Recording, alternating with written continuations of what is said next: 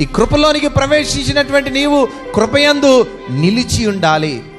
ఇక్కడే సంఘము ఈ విషయాన్ని ఛాలెంజ్గా తీసుకోవాలి. ఆమేన్. ఎంతమందికి అర్థమవుతుందో? ఎంతమందికి అర్థమవుతుంది? పిల్లలు అర్థమవుతుందా? మీకు అర్థమవుతుందా? ప్రవేశం కలిగింది, ప్రవేశం ఉచితమే, లోనికి వచ్చాం. నిలిచిన వారెంతమంది? నిలబడిన వారెంతమంది? కష్టం వచ్చినా, బాధ వచ్చినా, ఇబ్బందులు వచ్చినా, ఇరుకులు వచ్చినా, అవమానాలు వచ్చినా, సమస్యలు వచ్చినా, ఆటంకాలు వచ్చినా, అడ్డులు వచ్చినా, ఏమొచ్చినా సరే ఈ కృపయందు ప్రవేశించబడిన వాడు నిలిచిన వారెంతమంది? హల్లెలూయా. వారిని దేవుడు దృష్టిస్తా ఉన్నాడు. వారిని మధ్యాహ్న కాల సమయంలో దేవుడు చూస్తా ఉన్నాడు. కృపలోనికి వచ్చిన వారు చాలా మంది వస్తున్నారు, మంచిదే. కానీ నిలిచిన వాడు కావాలి దేవునికి. నిలవబడిన వాడు కావాలి దేవునికి.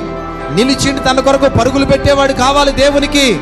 నిలిచిండి తన కొరకు ప్రాణం పెట్టేవాడు కావాలి దేవునికి. నిలిచిండి ఆయన కొరకు మహిమకరంగా జీవించేవాడు కావాలి దేవునికి. నిలిచిండి దేవుని కొరకు సాక్షిగా బ్రతికేవాడు కావాలి దేవునికి.